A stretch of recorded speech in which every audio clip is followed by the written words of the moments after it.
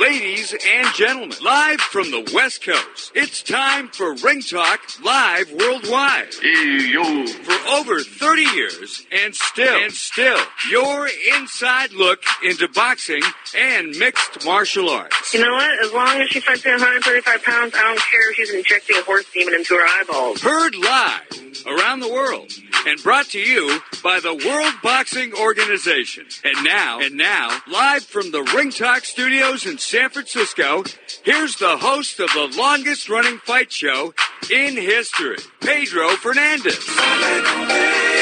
Damas y caballeros, bienvenidos, ladies and gentlemen, emanating live from the multi-million-dollar Sports Byline Studios in San Francisco, California. Check it, sports fans. This is Ring Talk Live Worldwide.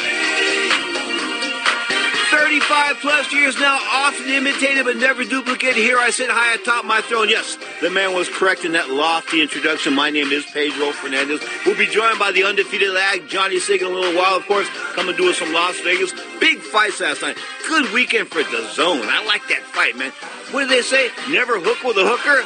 Well, Maurice Hooker is a hooker, and he hooked with him last night. I'm talking about Jose Ramirez, and he came out on top. Straight up, a great fight. Good back-and-forth battle, folks. A good back-and-forth battle. Not a whole lot of punishment, just a good fight. You know what I'm saying? Not a whole lot of punishment, just a good fight. Speaking of punishment, UFC, Max Holloway did his thing, of course, last night, defending the UFC Featherweight Championship for like the umpteenth time, a record time, against Frankie Edgar, the former lightweight champion. Of course, never in the fight, Edgar, but Mr. Holloway from Hawaii, he's the real deal, pound for pound, a freak in the world of mixed martial arts. So we're talking mixed martial arts and boxing. Our first guest after Johnny Sig, he'll tune in for a little bit, of course, will be the retired HBO godfather, Larry Merchant. That's right, Larry Merchant will be in the house. Larry saw the fights last night. Larry's amped. I mean, we're seeing good fights on TV. You can't ask for more. You just can't. For a fight fan, you really can't ask for more. Competitive matchups of the top guys. Gervonta Davis, not competitive last night, but he prevailed. We'll talk about that in depth as well.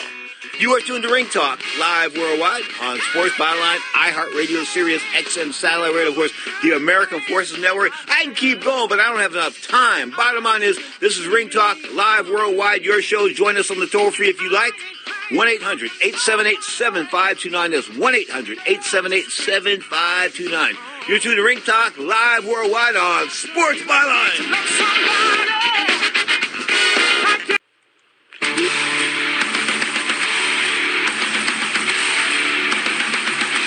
The old boxing idiom, don't hook with a hooker. They meant like Joe Frazier. Don't hook with Joe Frazier, because Joe Frazier throws such a good hook. They didn't mean don't hook with Maurice Hooker, but guess what? Jose Ramirez hooked with Maurice Hooker last night and came out on top. It was a TKO win. We go to our live in Las Vegas, of course, to talk about this fight. Jose Ramirez, a 2012 Olympian for the United States or Mexico, Johnny? The U.S. for United States of America. Man, he's an articulate young man, and he can fight, man. I'm telling you, boxing's looking good. Let's talk about this in depth. I mean, they went back and forth. Wasn't a tremendous amount of punishment, because I'm not really into punishment right now, if you know where I'm coming from on that one. Anyway, because of what's happened in the last couple of weeks. So let's go for this clean fighting. These two guys fought clean for, 6 rounds, and when it was over, and the referee made the right call. What can I say? You can't say a whole lot more about that fight other than it delivered. Fast-paced from the opening bell. You know, Hooker hooking off the jab, which is always nice to see. A nice double jab, inside hooks. Ramirez going to the body. Hooker fighting nice for a guy that's got length. Long arms, fighting tight on the inside. Compact shots. Both guys hitting each other cleanly on the inside for 6 rounds. Going into the 6th, what happened is Hooker tried to slow down the pace a little bit, take his foot off the gas, and Jose Ramirez went in for the kill. Great stoppage by the referee last night, especially post-mortem, all the tragic events that happened in boxing last week. No doubt about that, and of course he's a second-generation referee. Let's just for a minute look at the Dillian White situation. I'm going to bring in Larry Merchant in a little while, but I want to talk about Dillian White just for a second, of course. Now, Eddie Hearn's feigning ignorance on this one. I saw, what's his latest statement on this? Of course, let me fill the listeners in. Dillian White is a heavyweight based in the UK, I believe. Anyway, he fought for a version of the WBC interim heavyweight title a fortnight ago against the guy by the name of Oscar Rivas, who was undefeated, coming to us from Colombia. All right. Evidently, a week before the fight or prior to the fight, VADA, or one of these drug anti-doping association folks, tested this lad, and he came back positive on a couple of different drugs. One was to cut weight, the other one, anyway. Bottom line is they were steroids, all right? They didn't tell the opponent. Evidently, they didn't tell the WBC either, and now Hearn's feigning ignorance. Tell me, Johnny C., you're the man. What's up with that? I read this morning the same thing you're saying right now, that Hearn said he didn't know. I find that really difficult to believe, that you're the promoter and you didn't know that a fighter that's fighting on your card, the main card in a significant heavyweight bout, you don't know that he failed not only one test, two tests, A and B samples, okay, twice. So I don't see how he doesn't know that going in. And I think it's real unfortunate because it's very unfair to Rivas. He was unbeaten going in. I would like to see them overturn it. They're probably not going to. Maybe a no contest. Either which way, Rivas should get his undefeated record back. Obviously, Dillian White cheating that night. But Barry Hearn didn't know about Dillian White. Dillian White's the house fighter. He's the house guy. That's his guy. In other words, if they were related, they are related business-wise. Yeah, you're following everything he's doing, especially in a very important fight where Dillian White is a top contender and could get a rematch with Joshua, which is easy to make for DAZN, right? Because they're on the same network. So you look at what Eddie Hearn was doing there. I don't understand how he has a blind eye or deaf ears to that situation. Now, speaking of Joshua, are they looking for a soft touch for Joshua? Well, they're pushing for Andy Ruiz, according to Eddie Hearn, once again. But Eddie Hearn talks a lot of stuff. We know that. I think they're trying to go for Andy Ruiz, maybe a soft touch, if they can't get Andy, because they want to fight in Cardiff, and Andy doesn't want to go there. Andy's not a soft touch. Andy is not at all. Andy is not a soft touch. Andy may look like a soft touch. I may throw rocks at Andy and throw mud at Andy right now, but Andy is Superman right now. He is Clark Kent. He is Superman. Call him what you want right now, but he crushed. He didn't beat up Anthony Joshua. He snatched his stones. He cut his stones away from his body. He stole his heart. I mean, that was like an exorcism. When you look at the hand speed and the combinations, especially at heavyweight ranks, that's pretty cool right now to see. And Joshua wasn't used to that because even when he had been hurt in the past, say like an aforementioned Dillian White hurt him in the past, or Klitschko, they didn't go for it, man. They didn't step on the gas. They let him off the hook and allowed Joshua to get back in the fight and get his own knockout of those said opponents. Andy Ruiz didn't do that. He got dropped and he went right in there and he took a couple of shots too right before he hurt Joshua himself, and then got himself composed in round 4 and put it all together from round 5 and on and looked great in doing so. Wow. Okay. Yuri Gamboa is back, or is he? Tell me. Yeah, he looked good last night. Good stoppage win. Second round over Ramon Martinez, who's obviously been around the block and then some. But, he's trying to campaign back at 135, I believe it was. Nice solid KO. Not too bad. He had a whole lot of talent, but, sort of like a lot. I told you with those Cuban guys, if you give them like a little bit of candy, it's all over. I mean, they've never had anything, and you tell them there's a McDonald's down the street and they've got $5 in their pocket and they've got to run in the morning, they're going to go to McDonald's and eat the burger at 11:30 at night and still run in the morning. You're wondering, hey, what's going on with the weight? Well, that's what's going on. They can't stop themselves because they never had it before. Yeah, and I think that we missed the big window of opportunity with Gamboa versus Juanma when Juanma was still clear in the head, not so much nowadays.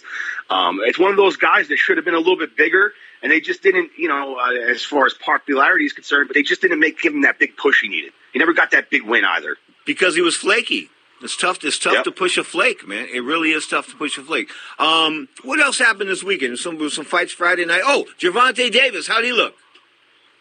Oh, Davis looked really good. Second round KO last night over Ricardo Nunes on Showtime at 130 pounds. I mean, I like Davis. He goes in and gets it done quick. He does what he's supposed to do. He goes in there against a guy that, he's obviously stronger than, and goes in there and sniffs him out a little bit, sees the look of what the guy has to offer, because Ricardo did offer a little bit last night. He gauged him. He downloaded the information and knocked him out. Good stoppage, another good stoppage by the referee last night, because it looked like Nunes could have went down twice and the ropes had saved him twice. Head snapping back. You don't want to see any tragedies like we spoke about, and good stoppage last night. How come Davis didn't look chubby for this fight? What's the story on that? He didn't look chubby at the weigh-in. I think he's starting to get people around him that are making him serious about it and telling him about the superstar potential that he does have, because he is a good talker, good-looking kid, excellent fighter, and he's young, and he's only going to get better, and he's going to enter the prime of his life. So they know that there's pay-per-view dollars, and he's at a weight class at around 130 to 140 where there's guys he can make money off of. So I think they're starting to take the business of Gervonta Davis very, very serious. Are there lines in Las Vegas yet for Manny Pacquiao and Floyd Mayweather, the rematch? Is there any lines up from that? I'm sure there is. I haven't been to a casino in a couple of days, but wait, time out. Are you crippled? Did you break a leg or something like that? I thought you lived in the. I thought anyway. You're a high roller, man. You got your own table. I'm trying to be on good behavior. The old lady's got you on her leash. That's what he's trying to. That's basically what he's trying to tell me. Hey, I'm not going. Okay. Anyway, all in all, Ramirez, fantastic performance. Hooker, a great performance in losing. Not a whole lot of punishment dealt out there. All in all, good weekend of boxing. Of course, Roman Martinez really no match for anybody at this point in time. 31-3 coming in, but those 3 losses and those 31 wins put a lot of miles on that body. A lot of miles. Gervonta Davis, big winner of Ricardo Nunes, no doubt about that. You got to give the Tank some credit because he was in shape. He didn't look like a pig. But back to last week's fight. That's all anybody's talking about. Manny Pacquiao and Keith Thurman. And, I think, as I said with Socrates yesterday, Keith Thurman, man, he is. I like Keith Thurman a whole lot more after the fight than I did before the fight, even though I picked him to win. I could not agree more. I think he made more fans and friends and got more respect in a loss than he did any of his wins. Johnny Sig returns a little bit later. Next up, the retired HBO Godfather, Larry Merchant in the house, live on Ring Talk Worldwide. That's all I want to fight is serious challenges. We've got respect for each other, mutual respect, fighter to fighter. But when it comes down to competition, we're both beasts, we're both lions in the jungle, and the best man has to win. Fellas, I'm ready to get up and do my thing. I want to get into it, man, like a sex machine, man. Moving, doing it, Can I count it off? 1, 2, 3, 4. Now, more of Ring Talk with Pedro Fernandez. From the Godfather of Soul to the retired HBO Godfather in the City of Angels, Los Angeles, California. Good morning to you, Larry Merchant. A very good morning, Pedro, after that fight last night. After that fight, but after the traffic here in San Francisco, it took me, I'm not kidding you, an hour and 20 minutes to go 2 miles, and it was crazy. Anyway, it is what it is. But we have our great parades here in the City by the Bay, and it's summertime, so I should not be the Scrooge that I'm trying to be here. Bottom line is, that was an exciting fight, no doubt about that. They say never hook with a hooker. Did they mean Maurice Hooker? Well, I think so, but I was tremendously impressed by Ramirez against a good fighter. Pedro, attacking, aggressive warriors have to pass 2 tests to get to the elite level. They have to pass the hooker test, a guy who can box at the top level, and they have to pass the puncher's test, whoever that may be, maybe this kid Progress, however it's pronounced. Mm-hmm. You see very few fighters with that aggressive, crowd-pleasing style rise to the very top or stay there very long when they do. I love the arc of Ramirez's career, how important he is to the people in his hometown, Fresno. Yep. How he fights with intelligent aggression. And how he created and then seized the moment at the end of that fight. Without a doubt, one of boxing's rising stars, and Gervonta Davis was on TV last night as well. And, Larry, I've always called him chubby and fat and this kind of stuff, but it looks like the kid got his act together. He came to the weigh-in looking pretty ripped. I have to admit, I didn't see that fight. One reason I didn't go through the hoops of recording it was that his opponent is an opponent. Okay, exactly. Not ranked and so forth. It looked like a setup, the kind of thing that his promoter, Mayweather, knows something about. Okay, I'm going to shift gears totally on you here. Last week, Dillian White fought in London, or in the UK, and he fought against Oscar Rivas. Oscar Rivas, undefeated Colombian heavyweight. And prior to the fight, he tested positive for 2 anabolic steroids. One is, and people laugh when I say this, but there's one steroid you can take, and what it does is it cuts fat. That's the whole intent of the steroid, is that it cuts fat and it turns fat into muscle. And people laugh when I say that, but that's just what it does. But he tested positive for 2 steroids before the fight, and evidently the promoter knew and didn't tell the other guy. I got a problem with that, Larry. Oh, I do too. And one of the things that's virtually unique to boxing is, and which is a problem against other sports that do a better job of policing drugs and of holding offenders to account, is that in a prize fight, if one of the top guys goes down with a drug test, especially if it's the favorite and so on, then the whole card gets exploded. If you find a baseball player or a football player or even a tennis player guilty as charged, the game goes on. In prize fighting, the game may not go on. Yeah. And so that becomes a serious problem for the local governors of the sport, because they're there not just to govern it and oversee it, but also to help promoters promote it.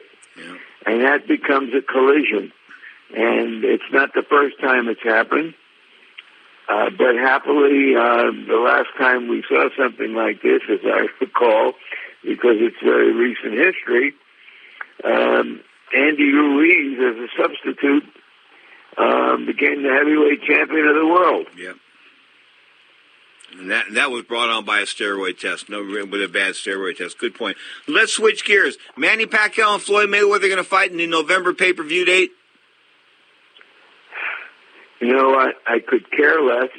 I know, but I know that you can care less. But this, I'm hearing rumors. Look, I understand that boxing and money are inextricably connected.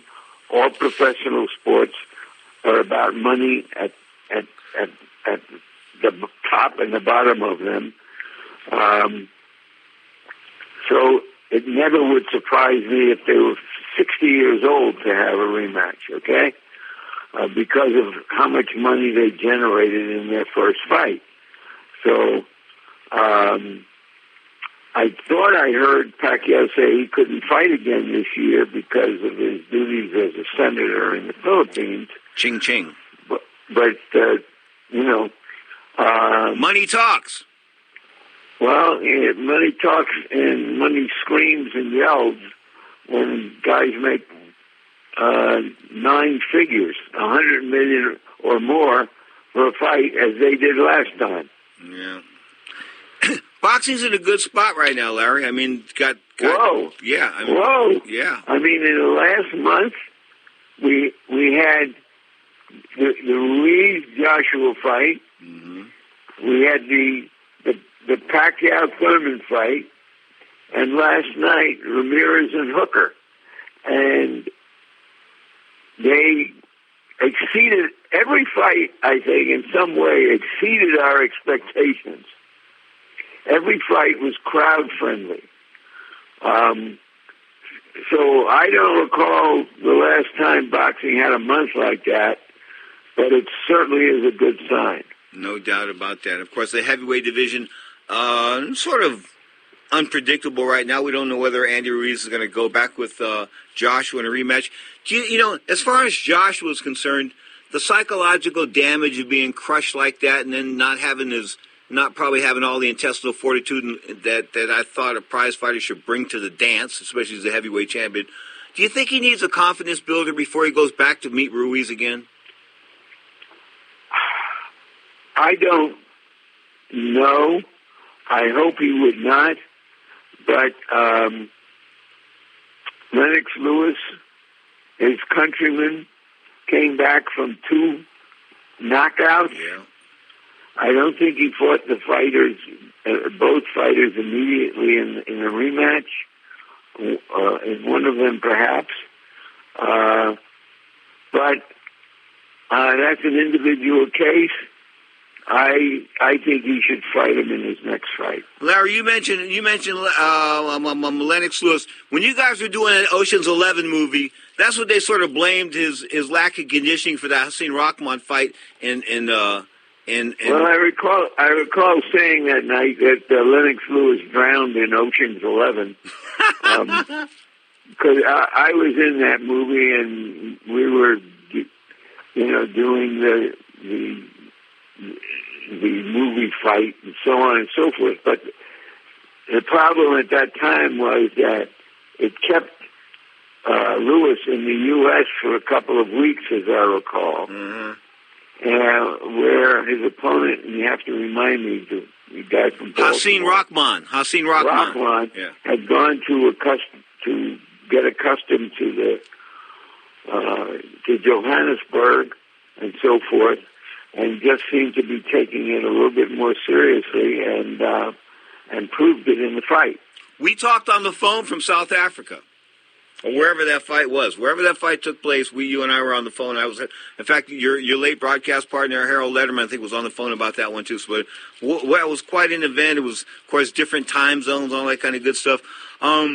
Lennox Lewis seems to be coming into his own as a commentator. He isn't the greatest commentator in the world, but he's a former world heavyweight champion, and he's articulate.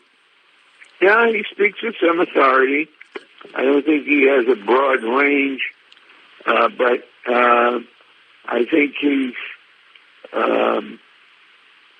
where he should be, and his voice carries some authority, as I said. Back to Manny Pacquiao. Well, I mean, it would be a great time to walk away, but nobody walks away like this. Where do you see him going? I mean, if you were to chart his course, how would you chart his course, Larry? Look, the obvious fight. I mean, I was surprised they put him in with Thurman, to tell you the truth. You and me I both. thought Thurman would be too much for him. Yeah. It shows to go what I know. Now, Errol Spence is coming up with his fight with Sean Porter. Right. And if Spence wins, as expected, then maybe Pacquiao and Spence go at it next. Maybe it becomes a big event where both fighters can make a lot of money. I think it's a bad fight for Pacquiao, which may be a good sign for him. Yeah. Other than that, I'm not quite sure what you do with him. How about him and Ramirez? What kind of fight would that be? Ramirez is a 140-pounder. Ramirez, yeah, I know. But I don't know. I would love to see Manny Pacquiao fight Keith Thurman again and then say goodbye, or something like that. In other words, no. No. I don't know. It's going to be where the money is. If Mayweather has told him that he's going to need 9 months to get ready to fight again, and they can do it next spring or summer, that's what he'll do. I assume. The retired HBO Godfather, Larry Merchant. Larry, say hello to the Godmama. Tell her I want to come down and have some food with her. I will report to management when I hang up. God bless you and God bless her. We'll talk soon, Larry. So long. The Godfather, folks. I'm honored to have him week in and week out. He is my man. I'm talking about the retired HBO Hall of Famer, Larry Merchant in the house. You're tuned to Ring Talk Live, baby. Come on over here, man. He been here before. He done broke records here before. He's a legend of the sport. And it'll be my honor to fight him next. Baby, baby, baby, baby, baby, baby.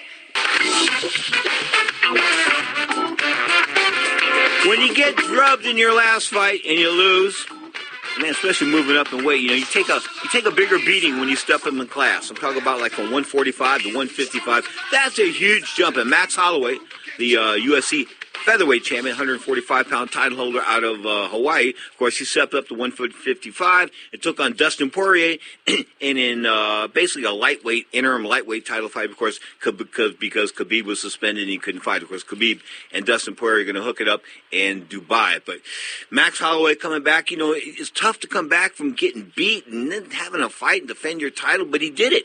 And he's like 21-4 now, and Frankie Edgar's no bum, former lightweight champion, but just a guy that I was always blown away by the fact that he was able to capture the title. I don't know how he did it. Who did he fight? Anyway, bottom line is he's had 23 wins now, 8 losses, 7 losses. It's time to give it up as far as Frankie Edgar's concerned, because if he can't win at 145, he's talking about dropping to 135 maybe. You should have done that a long time ago. You don't get beat up at 145 to drop to 135, okay? You drop to 135 and see what's happening. That's what you should have done. You're the smaller guy. You've always been the smaller guy. No excuse for it. And the co-feature, Chris Cyborg Santos, of course, a winner over Felicia Spencer. Felicia came in with a decent resume, but of course she was taking on the monstrous that is Chris Cyborg Santos. I mean, I told you, not too many women I'm scared of, but Cyborg's one of them, or at least was one of them. Now I know she got a bad chin, so I'd be rolling the fire on that chin if she came at me. But seriously, Cyborg, if she came at you at night, if you're a dude and she came at you at night, you'd have to give your all right away. You'd have to throw.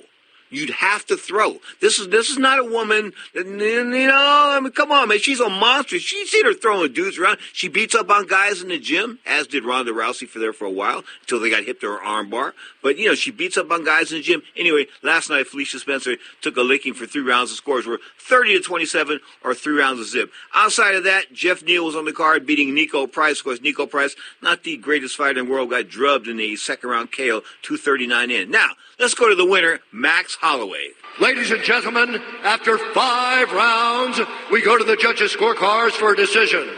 The judges score the contest 50-45, 50-45, and 48-47 for the winner.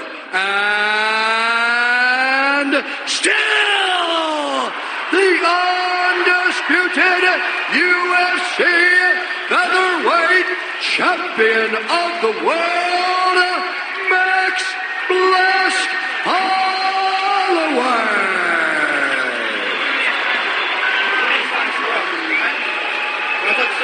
I will absolutely talk to him, but I'm going to talk to you first. The winner and still, ladies and gentlemen, Max Holloway.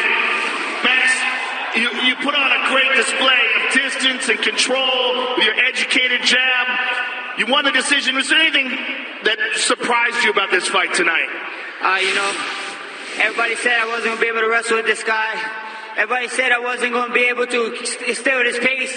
I wanted to prove a point and go 5 rounds with him so I could let the world know that I'm here to stay, and the Blessed Express is still on the move, baby. Choo-choo. Now, Max, coming down from lightweight and now fighting again in your championship weight of 45, where do you see your future? Hey, if they need a heavyweight next week for DC next month, let me know. Daddy's Platinum Advantage, you're going to get it. So you basically will fight whatever fight looks good for you. I got to get on your show, JRE. Get me on JRE, guys. Anytime. You just tell me. Hey, nothing but love for you guys. Frankie is a true warrior. Give him up for this guy. He's the guy that inspired me to be here. You're the man, Frank. Thank you for a masterful performance, sir. Max Holloway, ladies and gentlemen.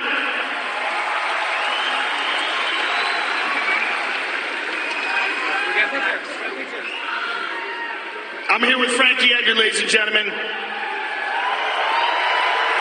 Frankie, this was a fight that you had wanted for a long time. It had been scheduled and rescheduled. It finally happened. What did you expect, and what was different? I expected everything he brought. Max is a stud, man. He represents our sport to the best. Represents his division to the best. He's the best guy in the world. What was your strategy coming in here? Mixed it up, I thought I did okay. Max is a big guy. I'm giving up some pounds. I mean, that doesn't really matter. I got my family here, my kid here. It's just tough, I completely understand. Frankie, there's been talk of you one day potentially even fighting at 135 pounds, and I've heard people say that's the real weight class where you're supposed to be. Have you ever thought about doing that? I don't know, man. I need to go back to the drawing board and regroup. I'm not done. I got a lot of fight in me, man. Max is the best guy in the world, and I fought him pretty damn tough. You have nothing to be ashamed of, sir, and you're one of the best fighters I've ever watched fight, and it was an honor to call your fight, as always. Ladies and gentlemen, Frankie Edgar. Excuse after excuse after excuse after excuse. Listen, man, you got lit up like the White House Christmas tree. You lost every round. You dropped to 145 thinking you could dominate because you were a bigger guy at one point in time and fought at 155. It don't always work that way. Max Holloway is a unique being. I've sold him short in the past, man, but you can't sell Max short, not at 145. I mean, he's destroyed every guy that's been put in front of him, every single opponent. And speaking of 145-pound opponents, destroyed. Max Holloway destroyed Brian Ortega. You know, Brian Ortega came in at 14-0. He was the most beautiful, young, Latino, Mexican-American, spoke Spanish, spoke English. He was good looking. I mean, he had green eyes, the whole 9 yards, man. This guy was like movie starish. He shouldn't have been fighting, okay? So they put him in this fight with Mr. Champion, Mr. Max Holloway, and Max beats the snot out of him. They stopped it in the 4th round, but Max beats the snot out of him. And when I say the snot, I mean it was like he beat him so bad. I don't think I've seen a beating that bad where they didn't stop the fight. In other words, where the corner didn't stop the fight. And why don't corners stop the fights? I think Dana White tells them, hey, if you stop the fight, you're on my spit list. And when I say spit and talk about Dana White, I'm saying spit with an H, okay? So I think that's what happens, is that Dana White tells him, guess what? Don't throw in the towel. Because you can't tell me that when a guy's getting his ass whooped like that and he's getting lit up, he's got blood coming out of 4 or 5 different areas of his body, and he's sagging here and he's sagging there, and you're just watching him get the life beat out of him. Why are you doing this? Why are you allowing this if you're the corner? You're supposed to protect your guy. Hey, I threw the towel when I had the silver gloves. When I had kids in the Junior Olympics, the silver gloves, or even the golden gloves. I had that towel on my hand. People used to say to me, "Why do you have the towel?" So I sort of chew on it like Jerry Tarkanian. No, not really. Anyway, I have that towel there so I could throw that towel in the ring at any given time. If I see my guys hurt, if I see something in my guy that the ref doesn't see, maybe the ref is in a bad position or something like that, I throw the towel in. Guess what? I have never got a guy get seriously hurt. You got to be on the job. The corners, they allow these guys to take beating after beating. And now, I'm not trying to say that the boxing beatings in the last couple of weeks were from prolonged beatings, but guess what? If a guy loses 5 or 6 rounds in a row, maybe it's time to call it. You know, he's not going to win mathematically on the scorecard, so what are you trying to tell me? That you're going to allow this fight to continue just for the sake of him taking punishment? Undue punishment? If you know he's going to win the fight? I mean, how many times does Mike Weaver come out and knock out John Tate in the 15th round of a fight that he was losing? Very rarely. Now, what am I trying to say? Take away some of the suspense in boxing? You're going to take away some of the suspense, the last-minute knockout, the last-minute, Julio Cesar Chavez coming back and stopping Meldrick Taylor in that 12th round of that big fight, of course, in Las Vegas when Meldrick wasn't looking at the referee and instead was looking at Lou Duva. Referee Richard Steele took all kinds of heat for that, but I was in the 9th row, man. Mel just wasn't, that's what he calls himself now. Mel just wasn't paying attention, and the referee had to stop the fight. Okay? But Duva was on the apron because he was concerned. His guy had been taking quite a licking in that 12th round, and in fact, there was one hook that was just incredibly devastating, a couple of right hands as well. But he was crunched up, and he went down. Did Meldrick Taylor, and he got up, but he was never the same again. Meldrick was never, and I'm not sure if he'd have won that fight because he probably deserved to win that fight. I don't know if he'd have won because he probably deserved to win. If it was like 5 seconds left, he should have paid attention to the referee, and the bell would have rang, and it would have been history, and he would have beat Julio Cesar Chavez, okay? Speaking of Chavez, I got an item on him a little bit later. Anyway, it didn't happen that way. But Mel was never the same. Meldrick Taylor has been accused of being or associated with being homeless and having medical and mental issues and alcohol issues and that kind of good stuff in his native Philadelphia. He was arrested a couple weeks ago when a SWAT team evidently moved in on him. So, he's got his share of problems. He was never the same after the Chavez fight. Never the same. And for those of you out there that got off on all that entertainment, somebody paid for that. Somebody paid the ultimate price almost for that. Because guess what? The reason why he calls himself Mel is that he can't write Meldrick. 1984 Olympic gold medalist. Can't write Meldrick. So he writes Mel. No Mel Taylor, no Meldrick Taylor, no 1970, no 1984 Olympic champion, none of that kind of stuff, MVP of the games, none of that kind of good stuff, just Mel. That's all he can write is Mel. Can't even bring him to interview shows because all he writes is Mel, and he mumbles a lot. So it's not good. What I'm trying to say is that there was no stopping that fight as far as the punishment was concerned. I mean, in that 12th round, it was a give-and-take type of thing, and I'm not saying that the fight should have been stopped. I'm really not saying it should. I'm not saying that Meldrick took enough punishment to where the fight should have been stopped. But what I'm trying to say is look at the residual effects of your being entertained. That's where I'm coming from. Look at it. Because outside of selling pencils in front of the bus station in Philadelphia, Meldrick Taylor is in bad shape. He just is. Brian Ortega, to talk about bringing him back September 21st, that's where this conversation started with the UFC featherweight, former contender, of course, contender for the title in December of 2018. As I said, got beaten. And he got beaten so bad that it took him 6 months to get cleared by the athletic commission, but it looked like somebody had taken a stone club and beat him like a caveman. Just beat him and beat him and beat him and beat him and beat him and beat him. And you just don't, I don't think you recover physically from that, but you don't recover psychologically either. And I'm wishing to God that I thought that Mr. Ortega was the up-and-coming superstar in the world of the UFC, but I'll go back to what I've said time and time again of late. The UFC is not interested in creating superstars. They don't want the hottest guy out there. If they did, they would have preached to Brock Lesnar, and they would have sold Brock Lesnar on anything. They would have said, Brock, come back and fight this guy, fight that guy. We'll give you this. Tell you what, Brock, here's what we'll do. We'll give you a cut of the pay-per-view. In other words, we'll give you X amount. Okay, so you go out there and you hustle this pay-per-view. So Brock goes out there and hustles it, gets himself in shape, does the steroid testing for like 4 or 5 months, whatever they got to do, and they put together the biggest fight in MMA history between Brock Lesnar and anybody.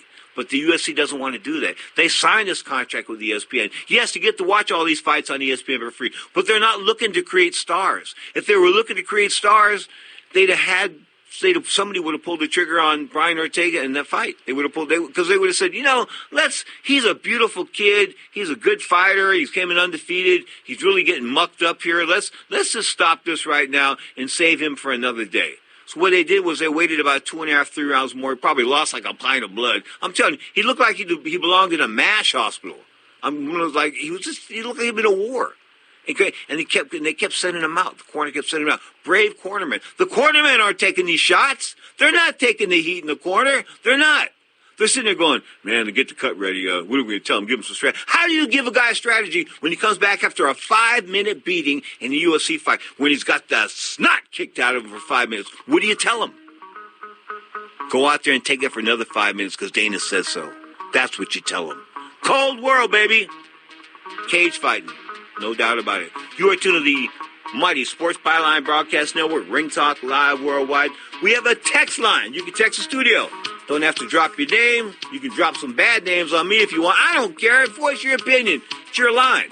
Studio text line here, 415-275-1613. The studio text line, once again, the Ring Talk studio text line. Text us here in the studio, 415-275-1613. You're tuning to Ring Talk Live Worldwide, hour number 1 of 2 on SportsByline.com. If they're not happy here, they can leave. Now, more of Ring Talk with Pedro Fernandez. Darling, you send me. I know you. What a crooner, baby. Had a lot of chicks. That's what got him killed. A lot of chicks. You are tuned to the mighty Sports Byline Broadcast Network. The aforementioned Brian Ortega, 14-1, venturing to Mexico. Looks like September 21st to fight the Korean Zombie. Yikes, doesn't sound like a great comeback fight. But then again, like I'm trying to tell you, the UFC is not concerned with building people. They're concerned with destroying people. Because if they build people, they have to pay them. They have to pay them. So why not just get them out there, and bust them up 3 or 4 or 5 big fights, and that's it. They're done. And move on to the next body. Because that's what it's all about on the UFC plantation. As far as that class action lawsuit, of course, all the fighters that retired from the UFC, including the King, Kyle Kingsbury, that suit's still rocking and rolling down there in Las Vegas. I don't know where it's at right now, but it's past discovery, and it should be well into getting close to a trial. If not a trial date, a resolution of this matter, because I've been thinking that they're just basically corporate pimps. That's without the corporate tag. That's what Zuffa Sports was. I mean, when you're only spending 8 to 10% of your total revenues, and you can sell your product for $4.2 billion or $4,200 million, however you want to look at it. When you can sell your product for that, yet you're only paying your talent 8 to 10%, guess what? You're paying your talent less than a pimp does on the Las Vegas Boulevard on Strip. I kid you not. Pimps on the Strip have a higher pay rate than the UFC and Dana White. You think I'm kidding? Figure it out. You're tuned to Ring Talk Live Worldwide. Hour number 2 is still coming on sportsbyline.com. That's right. If we drop you, if you happen to get us dropped on your station or your network for hour number 2, you can always go to sportsbyline.com and hit the Listen Live button. Listen to hour number 2. Of course, Johnny Sig will be back. He'll be talking boxing and MMA as well. We'll hear from Ali, and we'll spend some... Ladies and gentlemen, live from the West Coast, it's time for Ring Talk Live Worldwide. Fascinating. For over 30 years, and still your inside look into boxing and mixed martial arts. What the hell's going on out here? Heard live around the world and brought to you by the World Boxing Organization. Yeah. And now, live from the Ring Talk Studios in San Francisco, here's the host of the longest-running fight show in history. Down goes Frazier! Down goes Frazier! And Foreman is as poised as can be! Pedro Fernandez. Damas y caballeros, bienvenidos, ladies and gentlemen. Welcome to the Sports Byline Broadcast Network presentation of Ring Talk Live Worldwide. This is hour number 2, of course, to come to you at 11 a.m. Pacific time. This is the 12 o'clock p.m. Pacific time show. Of course, that's 3 o'clock in the East. Bottom line is, 2 hours of Ring Talk Live Worldwide starts at 11 a.m. Pacific time each and every Sunday right here on the mighty Sports Byline Broadcast Network. Straight up, we'll be talking the UFC, the world of mixed martial arts, and, of course, boxing this hour. And maybe if we get some time, we'll go back and hear from the most disrespected champion probably of all time because he had to hang around Muhammad Ali. He was Muhammad Ali's foil. Of course, we're talking about Smoking Joe Frazier. Of course, a guy that I didn't give a whole lot of credit to because I was such an Ali fan. But the bottom line is, without Ali... without Ali and George Foreman, Joe Frazier was knocking everybody dead. And of course, Joe Frazier passed away a couple years ago of liver cancer in the city of brotherly love, Philadelphia. I hope they got a statue there that's bigger than the Rocky statue, because that was always my problem when I went to Philly. Was they had a picture of, I had a big statue of Sylvester Stallone, but not Joe Frazier. Wait, Stallone was Rocky, like Rocky Balboa, that guy, the movie guy. They got this big statue of him downtown.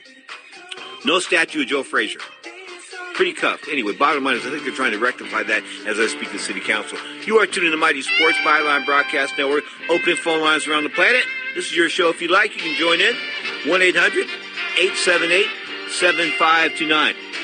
That's 1-800-878-7529. The convenient, no hassle, guilt-free, no commitment text line. You can text us here in the studio, Johnny Sig and myself. The text number, 415-275-1613. That's 415-275-1613. You're tuned to Ring Talk Live Worldwide, often imitated, but never duplicated.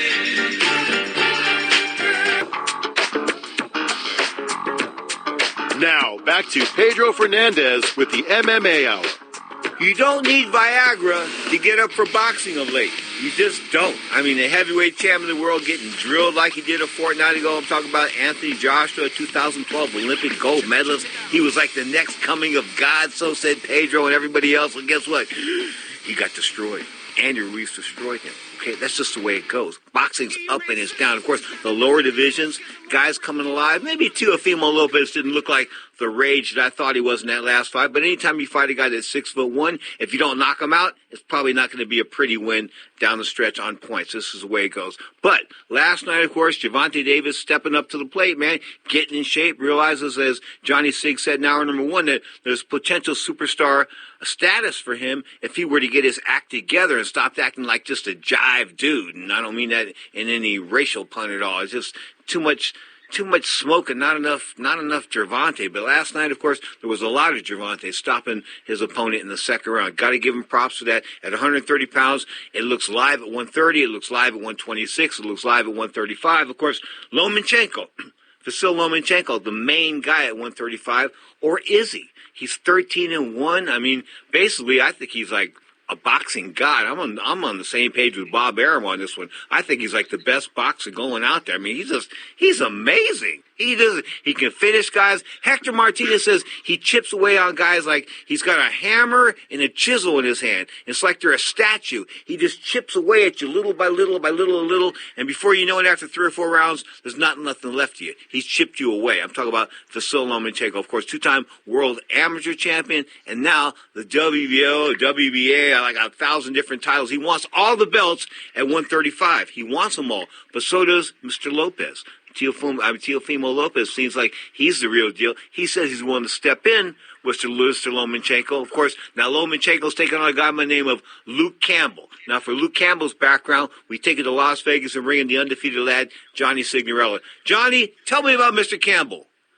Well, he's tall, and Lomachenko will deal with Teofimo Lopez dealt with when he fought recently, fighting a taller opponent and having some difficulty.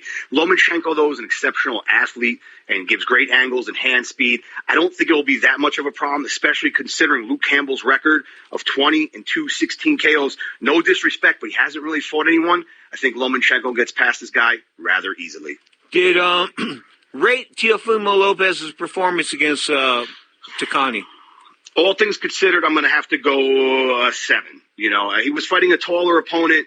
Teofimo was trying to go for the knockout, forcing things, overextending his shots, missing greatly. Didn't look as good and as posed and professional as we've seen him recently. But then again, he was fighting a guy virtually unknown, also unbeaten and very tall. So I got to go with a 7 there. He's got to fight Richard Coleman next. For Teofimo Lopez. Richard Coleman is no walk in the park. That's going to be one heck of a fight. I believe it looks great on paper. And then if he wins that, the winner, I should say, of that fight would then get Lomachenko, from what I'm told. How do you build Lomachenko to a multi-million-dollar fighter? I mean, a superstar. How do you do that if he doesn't speak English and he does? How do you do that? It's really difficult. I mean, they managed to do it with Canelo, who doesn't speak, publicly English. He understands and knows how to speak. He's just not comfortable doing it. I think it's the same thing for Lomachenko. The thing is, he's a good-looking guy. He's a spectacular fighter in the ring for Lomachenko. And I would prefer if they did try to have him speak some English, because even if it's broken English like Triple G, it's cute sometimes. When Triple G says things and he's like, I love box, Max, I love box. That's cool, man. You don't really articulate it that well, but we know what he's trying to say, and so we just want to see that effort. That's pretty funny. The truth. Yeah, Triple G, of course, Gennady Golovkin. His future isn't set. He doesn't have an opponent yet, does he?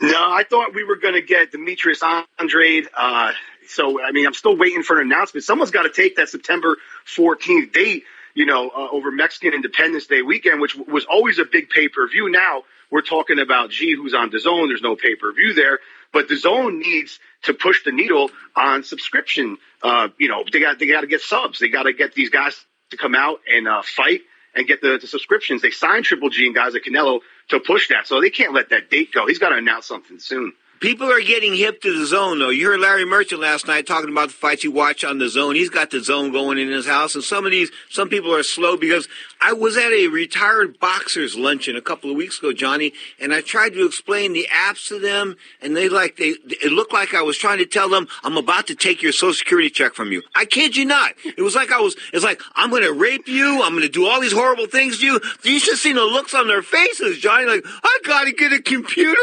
I got to get a phone. It was like, whoa, I was like blown away. I just didn't know where to go with that, man. Hey, I'm younger, and for me, it was intimidating at first until you get them all rocking and rolling on your tablets. You could take it out to the grill. You can hang out on your balcony, smoke some cigars, bring your phone with you. You never have to miss a moment of action, which is incredible. I love that aspect of it, but I can see how that's super confusing. But I love how Larry's enthusiasm definitely came through in hour number 1 today. You could hear he is loving boxing right now, and thanks to DAZN and ESPN Plus for making this all happen. Props go to the WBO. That's my sponsor, folks, and I admit it, WBOboxing.com, for appointing one of their great referees. Talk about Mark Nelson. Of course, his father was a great referee as well. He's retired out in Minnesota, but Mark Nelson pulled the plug exactly when he was in the right position. Him and John Shirley, I think, are two of the referees that go unnoticed, but they're in the right position 99% of the time, and that's how guys don't get hurt. Position right there. That's the best way to put it. He could see everything that was going on. He could read the trajectory of shots. He saw that Hooker was in a bad way last night against Ramirez, who was just going to keep teeing off. Excellent, perfect textbook stoppage. So 140 pounds, is there going to be some unification? Can we look for something to happen? I mean, we got two guys unifying here. There's 2 belts. There's 4 belts out there. What's happening with the other sanctioning bodies? World Boxing Super Series at 140. Prograis and Taylor in the final. Josh Taylor unbeaten. Regis Prograis unbeaten. Great talents there. We'll see what we get. I favor Prograis in this fight. I think at some point we're going to get Jose Ramirez and Prograis there at 140 pounds. But the thing about Regis is he's starting to get big, getting that man strength, getting that bigger body frame. He goes to 147 soon, I think, but I would love to see that fight, Jose Ramirez. Both guys fight on the zone. Interesting. Of course, Jose Ramirez was looking spectacular last night on the zone. And, you know, he wasn't, I think he had a majority decision his last fight, I think, in Fresno, and I think they're fighting in front of the hometown crowd, although he draws down there. It has its disadvantages. I keep telling people, man, that my relatives and friends would call me, can you give me a ticket, man? Can you give me a ticket? You know, I'm sitting there dying to make weight. I haven't eaten in like 36 hours. I'm sucking on Kool-Aid ice cubes for breakfast, lunch, and dinner, and they're calling me, you got a ticket, man? Got a ticket? Yeah, anyway, that's just the way it is. I think the pressure of fighting home is it's unparalleled because people realize, oh, well, you got the hometown crowd. You guys, yeah. You might get the hometown decision, but you got to go through a lot of hell to get there. Anyway, switching gears, let's talk about the world of mixed martial arts just for a second. I talked about Brian Ortega earlier, and you and I went back and forth on Brian Ortega. Does Brian Ortega come back from that? I just looked at it again. Does Brian Ortega come back from that type of beating? I mean, I think it's an uncomeback. I think it's one of those non-comebackable beatings. Life-changing beating. That fight should have been stopped after about the first 5 minutes, maybe somewhere around mid-round 2. They kept throwing him back out there. It could be very damaging to him psychologically, neurologically. There's so many factors that come into this. It's not just a brain beating. It's also, he's going to be timid going in there. He suffered, a traumatic experience. And this is no exaggeration, guys. This is why Pedro was so fired up in hour number 1. And I'm getting fired up talking about it right now. They're not hitting baseballs. These are kids' lives, And it's really sad and tragic to watch people just allowing their fighter, who they're supposed to care about, go out there and take beating after beating, round after round.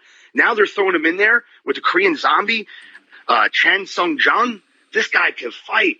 Like, yikes, man. So I got to question the care and consideration here. But what they want to do is they're thinking that Brian Ortega can take him down. He's not that good on the ground. That's what they're trying to say. So I guess, Ortega's a better wrestler. This guy's a better striker. And the way he struck that last time out, he's definitely taken boxing one-on-one. These guys that have taken boxing one-on-one are the guys that are excelling. Yes, sir. Francis Ngannou, check him out. No, please don't, friend. Listen, folks, if you ever see Francis Ngannou on the street, just turn and walk away. It's really not worth it. He's not a guy worth dealing with. I wouldn't want to piss that guy off for nothing. I wouldn't want to get into a road rage incident with that guy. Luckily, he's a very nice guy, man. He's like a teddy bear, but he can fight. No doubt about that. Johnny Siegel, stay with me. You're tuned to the Mighty Sports Byline Broadcast Network. Open phone lines all around the planet. 1-800-878-7529. That's 1-800-878-7529. Or the guilt-free, no-commitment text line, 415-275-1613. That's 415-275-1613. You're tuned to the Sports Byline Broadcast Network.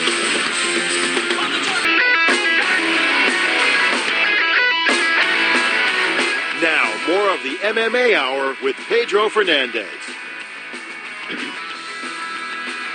Joined by the undefeated lad from Las Vegas, our very own Johnny Sig. John Signorello, of course, is his full name. That's what it says on his birth certificate and his driver's license. Unfortunately, he has several driver's licenses, much like Mr. Epstein there with the fake passport. Am I right, Johnny? All these aliases or what?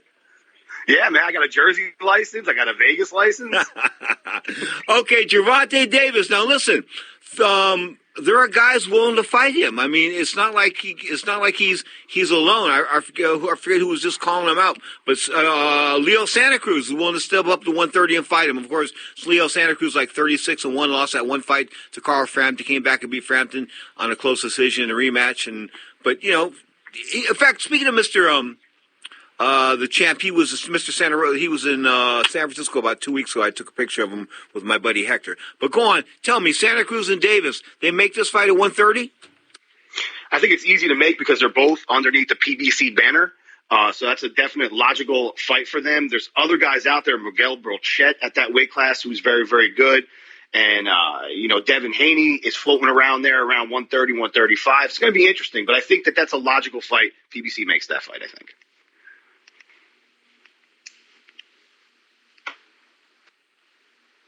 Ramirez was saying nobody in the WSS, World Boxing Series, anyway, the world, he said that nobody's making the type of money he's making with Top Rank. Is he getting that kind of money? I think Bob definitely takes care. Bob Arum, the promoter, definitely takes care of these young kids. He loves them. You could see his the way he admires them. Are we talking? I'm sorry. Did we say Ramirez there? Yeah, Ramirez. Okay, my bad.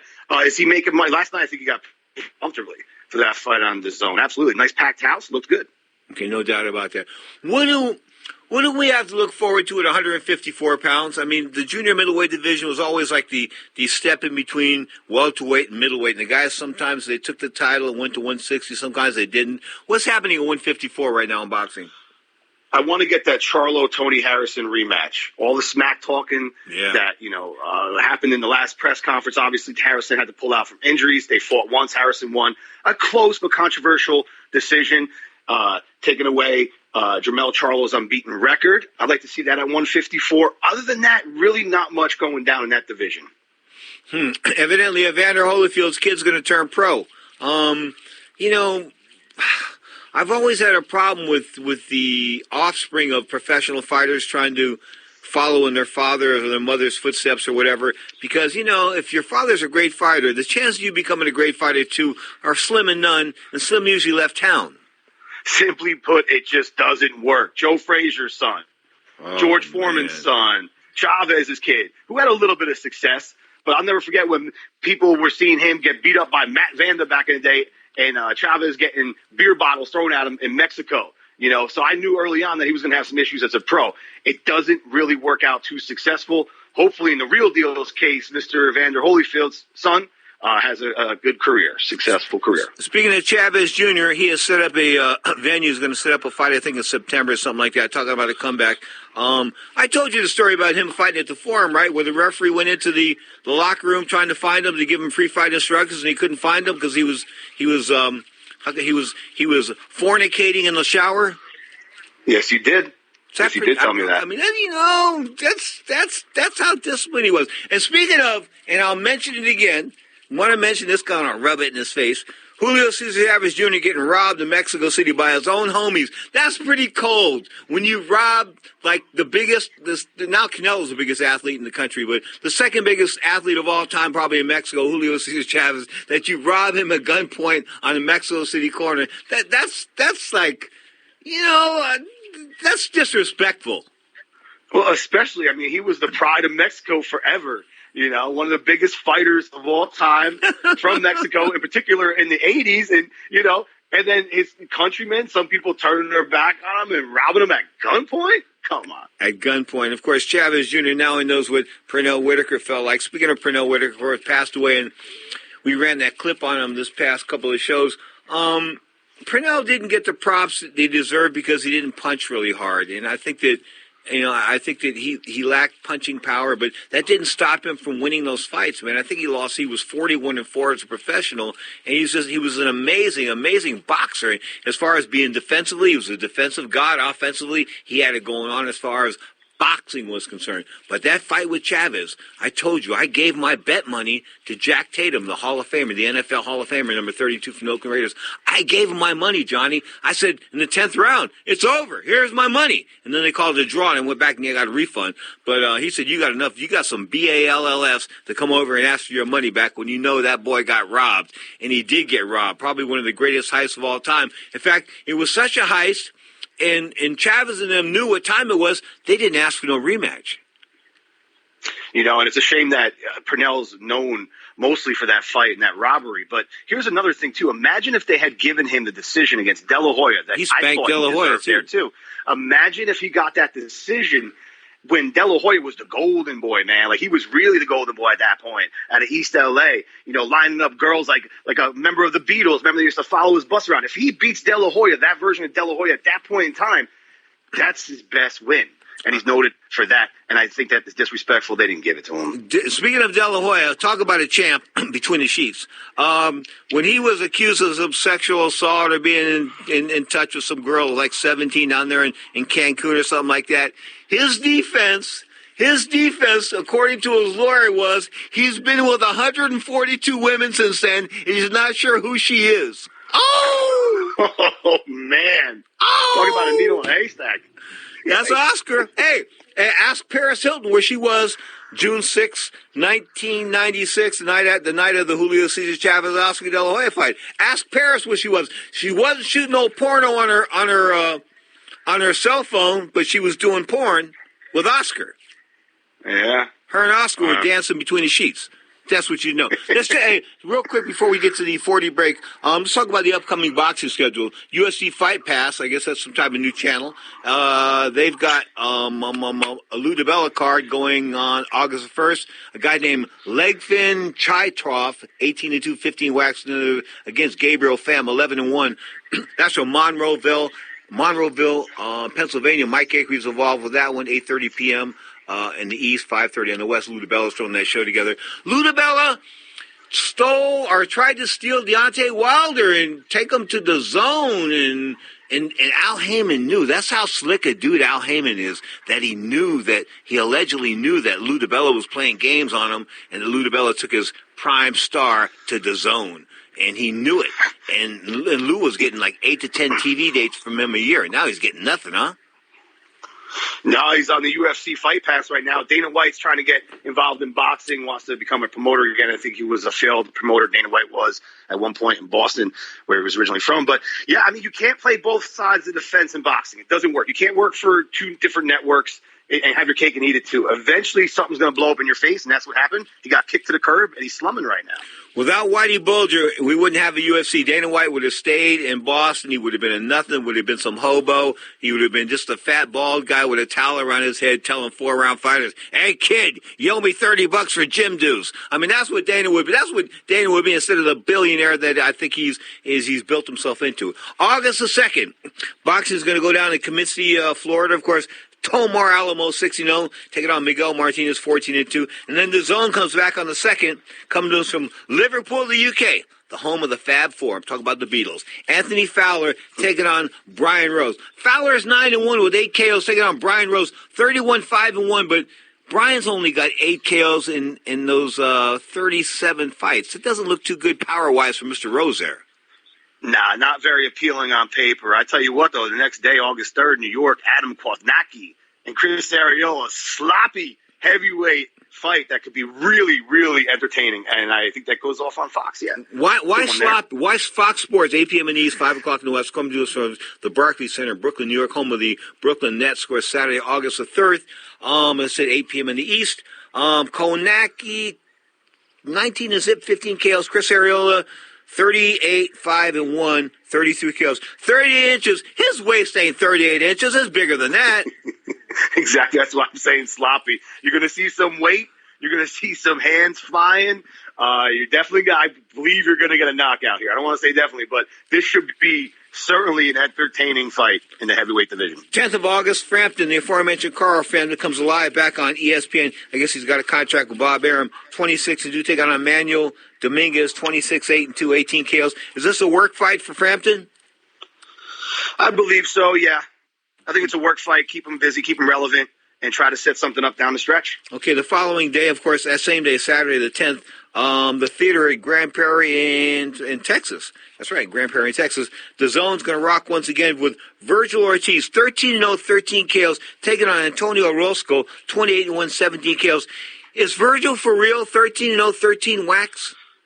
We'll find out here, because Orozco is definitely a good fighter. Decent enough fighter to put a fighter like that to the test. That's actually a really, really good fight to scout right there. Okay, and the last fight here, you don't need to scout it, folks, but listen, if you haven't slept in like 3 or 4 months, and you have a crack addiction, or maybe you're a meth freak, this and that, tune in to Showtime on August 17th. So says Johnny Sig when Clarissa Shields fights. She's 9-0 with 2 knockouts. That big punch as she is, taking on somebody by the name of Ivana Hazabin, 20-3, 7 KOs. Johnny Sig, we'll talk soon. We'll talk in the close. Absolutely, brother. Thank you so much. You're tuning to the Mighty Sports Byline Broadcast. Do I dog Clarissa Shields every damn chance I get? Women's boxing sucks. Why? Because they can't punch. If you don't entertain people, what do? Have pillow fights? Hey, don't hit me, don't hit me. That's what it looks like. Unless they put smaller gloves on weaker, less strong women, can't match them with strength men. So the bottom line is smaller gloves in women's boxing right away. You're tuned to the Sports Byline Broadcast Network. We'll find out tonight how much the Ali fight took out of Frazier, if anything. And we'll find out tonight just how good George Foreman is in punching and in taking a punch. I think he hurt Joe Frazier. I think Joe is hurt. Angie Dundee, Ali's trainer, right next to me is saying it. You may hear him. Down goes Frazier! Down goes Frazier! Down goes Frazier! The heavyweight champion is taking the mandatory 8 count, and Foreman is as poised as can be in a neutral corner. He is as poised as can be. We have a minute left in this first round, and already this fight is proving out what some have expected. Oh, that left is getting in there. Underneath, Archie Moore is yelling to Foreman. We've got the excitement here that we look for. Frazier is dazed. He is getting hit again and again and again. The same head that was hit so often by Muhammad Ali. Frazier is dazed. You see the countdown for the first round. Foreman has not panicked. Foreman is going about his job. Foreman is all over Joe Frazier. Frazier is down again, and he may be. No, he is rising. He is game. He doesn't know where he is. The mandatory 8 count. He doesn't know where he is. Now the round is about to end. 2 knockdowns in the first round of Joe Frazier. Down again. No saving by the bell. Smoking Joe Frazier, 1964 Olympic gold medalist. People don't realize that. Yeah, he was the best in the amateurs as well. And I remember what he said about the amateurs that you know, there were a lot of guys over there in decent shape, but not too many guys could fight. They didn't know how to fight. In other words, they could box a bit, you know, like statues and that, but Joe could fight. Joe was from Philly, no doubt about that. Of course, that drubbing you took at the hands of George Foreman there, January 22nd, 1973, he didn't want to give Muhammad Ali the rematch. So instead he went with Foreman for like a lot less money and got lit up like a White House Christmas tree. Because Joe was upset. Joe was upset that Ali said a few things after the first fight. You know, if you look at that first fight, it was 15 rounds of heavyweight mayhem, no doubt about that. And of course, Ali was really hurt in the 11th round, probably rattled a bit in the 12th, but definitely dropped in the 15th round. But he came back in that round as well. But what I'm trying to tell you is that I still think that Muhammad Ali won enough rounds in that Joe Frazier fight on March 3rd, 1971 to win that fight. That's just the way it was. They were scoring that fight on the rounds basis that night in New York City. At Madison Square Garden, I thought that Ali won definitely enough. Even though he played around and played some games, he definitely won enough rounds. But Joe Frazier, always a foil to Muhammad Ali. You know, that really had to be tough. So let's listen to what Joe had to say about Ali towards the end. I've raised 10 kids, and there's always one child who can take a joke and another who can't. Muhammad could say something and just tick Frazier off, and Muhammad would be smiling about it. It was like voices coming in his head. And I couldn't tell you who he coming from, because I don't know. But therefore, if you ain't got something right to say to me, then you better keep it quiet. Because I'm going to peel off and hit you. Because it's just nothing for me to do but just walk straight, walk right. Look at you losing. You lost 3 rounds already. Come on, Leon. Hit you 4 times. This world's a man. And Muhammad said, never feel sorry for me. He said, I'm great. But, you know, maybe he may not feel bad, but the guy that fought him do, because you see what he's going through. He put it on the line, brother. The representation that he gave to the black community will never be forgotten, no matter what. I am the greatest. It's just sad because, you know,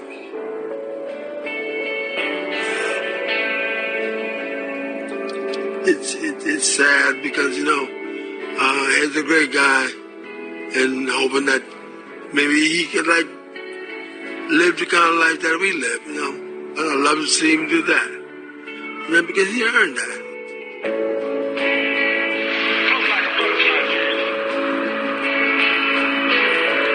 You know, we'd be in Philly doing fights, and Joe would always show up at the, no matter where it was, with the Spectrum. I remember that one night I was broadcasting from the Spectrum, doing Ring Talk Live worldwide, and the Spectrum, the people in the Philadelphia Spectrum, had no idea I was there doing the show ringside. It was a Don King production, of course. Mike Tyson taking out Buster Mathis in fight number 2 of his comeback after jail. But here I am doing Ring Talk live ringside, and the lights go out in the entire arena. All the power went out except for what I was using there ringside. That was it. So I had to crawl my way out of the arena in order to find it. Anyway, bottom line is, Philly would not be Philly boxing-wise without Joe Frazier. I mean, Bernard Hopkins, he followed in Joe Frazier's footsteps, you know. And as I said, Joe just doesn't get the credit that he deserves. Born in 1944, you know, Larry Mercer's went into depth how he came from South Carolina. He was a poor guy, and you know he built himself up, and he was a 4-round fighter. He talked about fighting for like $3 or $4 in his first fight, and Convention Hall in Philadelphia, turned pro back in 1965 against Woody Goss. Of course, Woody Goss would forever be known in history as the first opponent against Joe Frazier. And of course, Joe had some memorable events, knocking out, taking care of Jerry Corey, making him retire. I mean, say, guess what, Jerry? Can't go any further with me. I'm the champ. Jimmy Ellis made him retire. Knocked out Bob Foster. Won over Muhammad Ali. Fought a guy by the name of Terry Daniels and Ron Sander after the Ali fight. But then, you know, why did Joe fight such subpar opposition after the Ali fight? Because he was in the hospital for over a month, and he took a lot of punishment. And he probably should have never fought again after that first fight. I mean, that's how much punishment that Joe Frazier took, of course, on March the 8th, 1971, when he faced that 31-0 Muhammad Ali. That was the fight of the century, no doubt about that. But what I allude to Joe Frazier about was he couldn't beat George Foreman. Just couldn't beat him. Didn't have the style. I mean, George was a bigger man, a brute of a man. He was able to punch down on Joe. Joe would try to bob and weave underneath. And when he did that, George threw uppercuts. Like he knocked out Michael Moore in 1995 to come back and win the heavyweight championship at the age of like 90. Okay, so George was special, no doubt about that. But when they fought again in 1976 in the rematch, it was a little sad, and I was hoping to send tell myself, you know, maybe Joe's done. So Joe gets beat up. I get stopped in 2 or 3 rounds, and he quits, and that's it. So Joe Frazier, no more running around. I mean, no more boxing. He's running around Philadelphia doing the gym, I think. And I told you he ran that gym like a Gestapo agent. He just did. I mean, it depended on the mood Joe was in. I've been to that gym several times. Calvin Grove told me that time when Joe got pissed off and he cleared the gym in prime time. In other words, guys that were sparring in the gym didn't get a chance to go back to their lockers and get their wallet and that kind of good stuff. No, you were leaving the arena right now. This is the way Joe was. Joe had his ups and his downs. Anyway, that Floyd Cummings fight, which I'm alluding to, in 1981, I remember being in almost tears. I was working at Central Police Station. I was a recruit policeman here in San Francisco, working at the Central Police Station, working the midnight watch. And this guy, Jack Fisk's 10 o'clock column on the San Francisco Chronicle got the early morning newspaper, the late night newspaper for the following day. And it showed that Joe Frazier had a draw with Floyd Cummings, and he went down and this and that. And I saw a picture of him, and he looked all fat, and he was bald and this and that. And this wasn't the Joe Frazier I want to remember. So I decided you try to erase that memory from my head, okay? And then, of course, the good times around them. International Boxing Hall of Fame, the fights in Philly, a couple fights in Chicago. Ernie Terrell was there, of course. Ernie, the big cat that fought Muhammad Ali back in, 65 or 66, and Ali beat him really like a trail horse, man, because he wouldn't call him Muhammad Ali. He kept calling him, hey, Cassius Clay, hey, Cassius Clay, hey, Cassius Clay. Anyway, then I saw Joe, of course, when he was working the Von Bean corner. That wasn't the prettiest side of Joe Frazier, but he was never a mean or malicious man. When he said some stuff that was stupid, it wasn't because he was stupid. He wasn't the smartest guy in the world. It was that he was drunk. Joe had a severe drinking problem. Ran over his own feet. In fact, one of his foot got chopped off, and he chopped off a toe or two. Ran the electric lawnmower or the gas-powered lawnmower, pulled it back too far over his foot. You know, that happens when you drink. Driving down the wrong way of a one-way street in Philadelphia, of course, the cops looked the other way on that one, didn't call him on to do so. Joe got his share of passes. Past the age of 67, of course, in 2011 of liver cancer.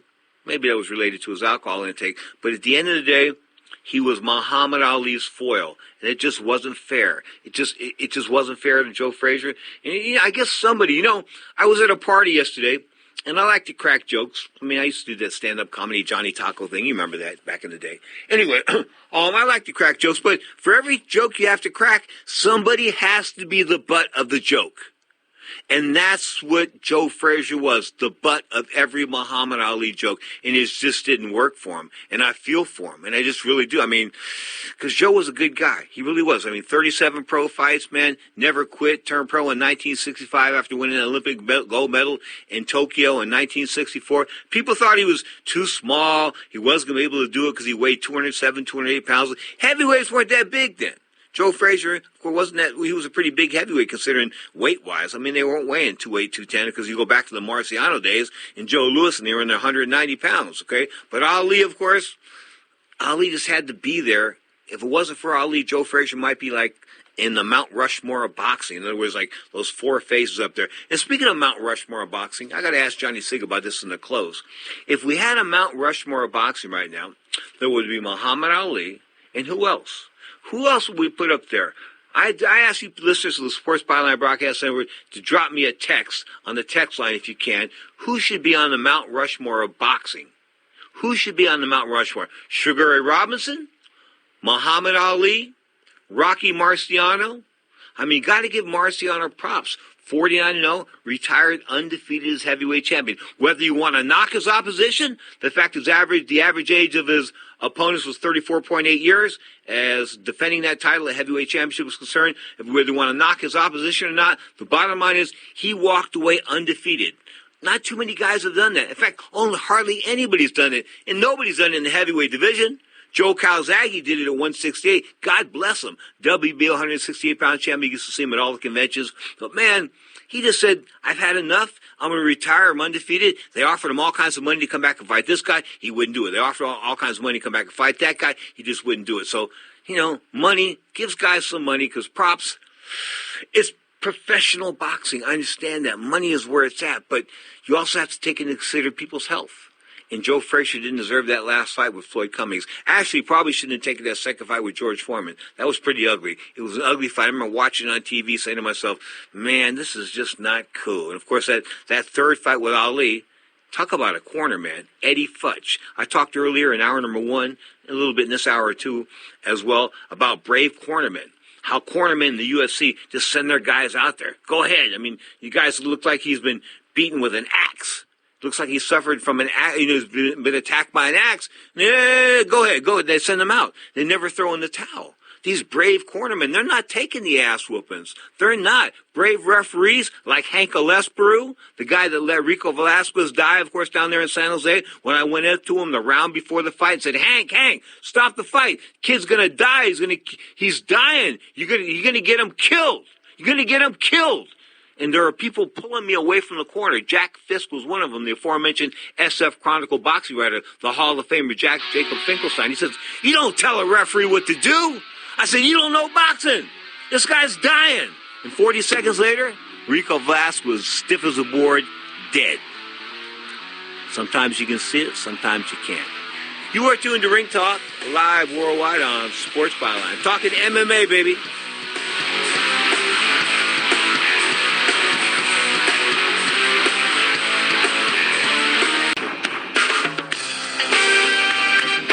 The horns of the mighty Tower of Power, baby. Amazing horns. But guess what? Guess who's got a better horn section? East Bay Soul. Check them out. EastBaySoul.com. They are the best horn section all of funk right now. No doubt about it. Of course, Greg Adams, one of the founding Tower of Power members, being the lead man there with East Bay Soul. Now, I will be remiss, and it's been taken to my attention here that we have not discussed what's going on in boxing the past week. The fact that Maxim Dadashev and Hugo Santillan both passed away. They were fighting like in different continents, but they both died, and you and I really didn't get into that too much, Johnny Sig. It's one of the unfortunate aspects of combat sports and sports in general.